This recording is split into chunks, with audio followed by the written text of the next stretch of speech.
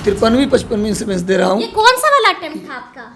अब 53वीं 55वीं से जोड़िए तो मेरा 7वां अटेम्प्ट था। तो मैं बताना चाहता हूँ कोई लापरवाही नहीं करिए। आपको आकर लोग बोलेंगे कि डेट बढ़ेगा, आराम से पढ़ो, बिल्कुल नहीं, आराम से पढ़ना है, रात दिन एक कर देना है, क्योंकि कंपटीशन इस बार ज़्यादा टफ है, कंपटीशन ज़्यादा है, लापरवाही नहीं करनी। जितना ज़्यादा हो सके आप MCQs लगाइए। तो कम से कम 200 क्वेश्चन GS का और 200 क्वेश्चन कॉम्बिनेशन का आप रोज लगाएं। 1 घंटे करंट अफेयर जरूर पढ़ें। नमस्कार, हमारा नाम है समरीन और आपने देखना शुरू कर दिया है लाइव सिटीज।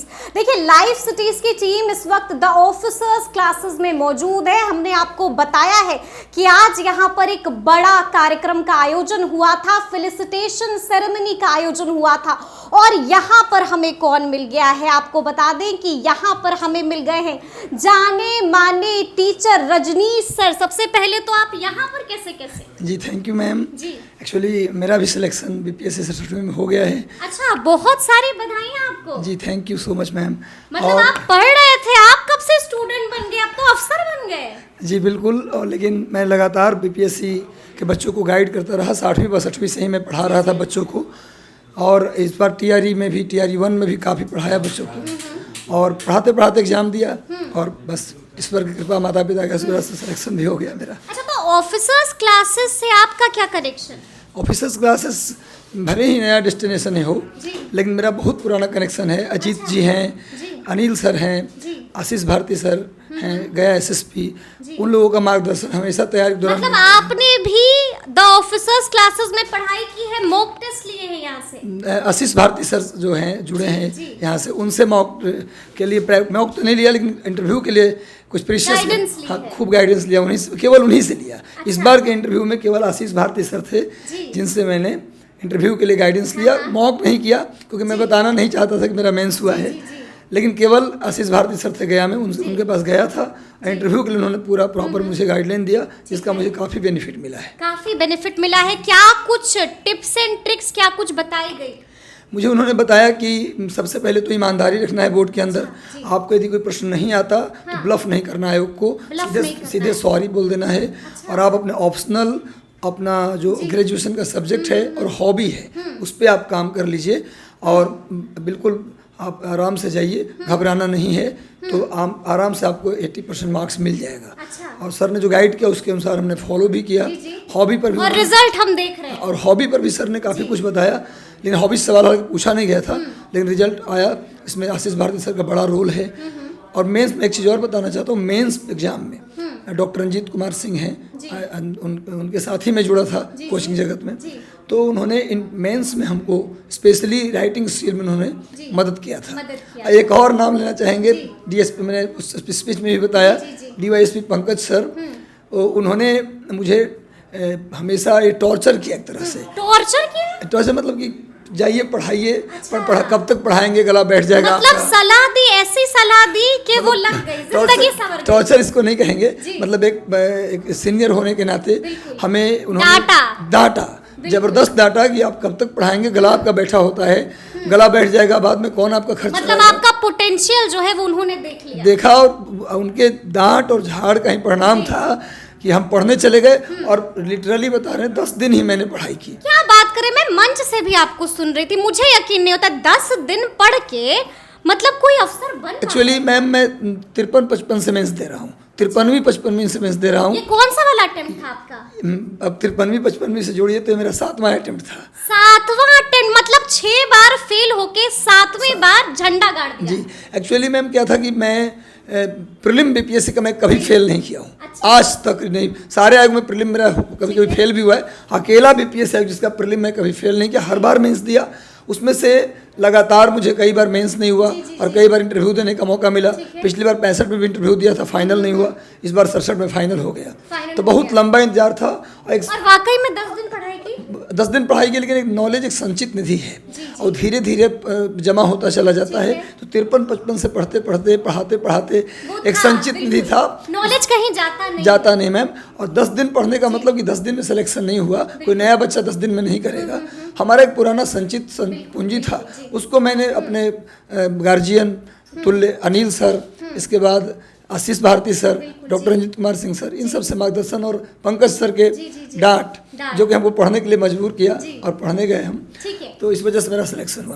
हो गया। अच्छा, हम आपसे कुछ और सवाल भी करना चाहते हैं, क्योंकि लगातार आप टीचरों के लिए भी आप बताते हैं कि क्या पढ़ें क्या ना पढ़ें। आपको मालूम है कि बीपीएससी टीआरई 2.0 के लिए अब आज से जो है आवेदन प्रक्रिया भी शुरू हो गई है।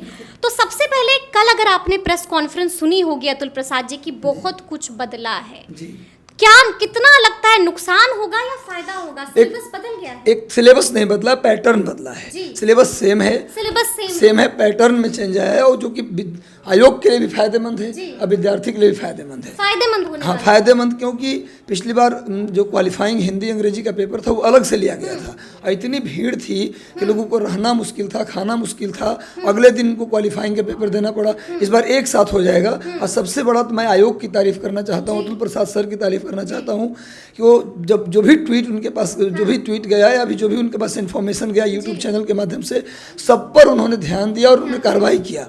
और पहले 120 क्वेश्चन होता था, अलग से 150 होगा, जिसमें 80 नंबर का कॉम्बिनेशन और 40 नंबर का जीके जीएस और 30 नंबर का होगा हिंदी और अंग्रेजी का पेपर, 15 भाषा का, जिसमें 9 नंबर होगा क्वालिफाइंग का। क्या बात कर रहे हैं, 9 नंबर लाके कोई पास हो जाएगा? उसमें पास हो जाएगा भाषा में। भाषा में तो 30 नंबर में 30% होता है, 9 मार्क्स होता है, उसमें पास कर जाना है। तो एक अच्छा काम हुआ कि बच्चों को रुकना नहीं पड़ेगा। और एक बहुत बढ़िया प्रयास ये था कि हर स्टूडेंट को उसके बगल का डिस्ट्रिक्ट में सेंटर दिया गया। ये सबसे बड़ी बात है कि अपने घर से जाकर वो पेपर देकर उसी दिन वापस लौट आएगा। तो एक आयोग को मैं इस मामले में तारीफ करना चाहता हूँ। विद्यार्थियों को उन्होंने सुना, उनकी परेशानी को समझा, और आज विद्यार्थी अब जाएंगे तो एक ही परीक्षा में उनका रिजल्ट होगा। मतलब आप कह रहे हैं कि जो पैटर्न बदला है इसका फायदा होने वाला है। अब हम थोड़ी सी बात सिलेबस की भी करेंगे। सिलेबस के बारे में अतुल प्रसाद जी ने कुछ स्पष्ट तरीके से नहीं बताया है, तो हम आपसे जानना चाहते हैं, क्योंकि आप लगातार जो है शिक्षकों से मिल रहे हैं, उनको पढ़ा रहे हैं, अभ्यर्थियों को भी, क्या पढ़ना है? एक्चुअली 6 to 8 में कॉम्बिनेशन को लेकर बच्चों को सबसे बड़ा समस्या आ रहा था। तो सबसे बड़ी समस्या कॉम्बिनेशन की थी, उसको दूर कर लिया गया है।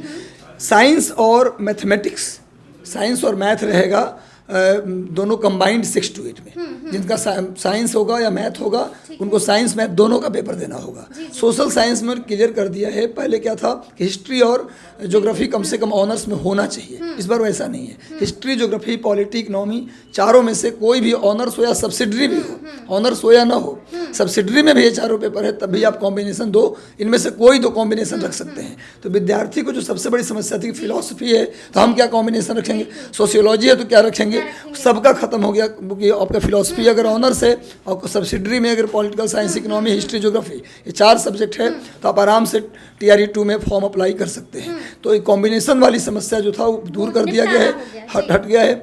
मैं जो सिलेबस को लेकर कैसे पढ़ना चाहिए, इस पर मैं राय देना चाहूँगा कि जो कॉम्बिनेशन का पेपर है, जो आपका 2 विषय का कॉम्बिनेशन बनेगा, उसके लिए जितना ज़्यादा प्रैक्टिस पेपर लगा सकते हैं उतना ज़्यादा प्रैक्टिस पेपर लगाइए, क्योंकि 1 महीने में आप क्या पढ़ लेंगे। 7 दिसंबर को पेपर होगा 100%। आपको नहीं लग रहा है कि इस बात से अभ्यर्थियों में अच्छी खासी नाराजगी है? हाँ, इतना जल्दी एग्जाम ले लेना तो तैयारी का मौका मिलता, लेकिन मुझे नहीं लगता जिस तरीके से फॉर्म भरवा रहे हैं, 7 से लेकर 10 तक बच्चे कहीं से भी मिसगाइड ना हो आपके चैनल के माध्यम से, क्योंकि आपका चैनल सबसे बड़ा चैनल है और आप हमेशा बच्चों के लिए प्रयासरत रहते हैं।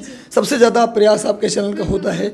तो मैं बताना चाहता हूँ, कोई लापरवाही नहीं करिए। आपको आकर लोग बोलेंगे कि डेट बढ़ेगा, आराम से पढ़ो, बिल्कुल नहीं, आराम से पढ़ना है, रात दिन एक कर देना है, क्योंकि कंपटीशन इस बार ज़्यादा टफ है। लोगों को पैटर्न पता चल गया है, स्टेट में बहुत ज़्यादा बच्चे क्वालिफाई कर चुके हैं, कंपटीशन ज़्यादा है, लापरवाही नहीं करनी। जितना ज़्यादा हो सके आप MCQs लगाइए, और कॉम्बिनेशन का भी। किताब भी कुछ बताएंगे? किताब के लिए जैसे आप KBC नैनो के लिए, GS के लिए KBC नैनो का एक बुक आप इस्तेमाल कर सकते हैं।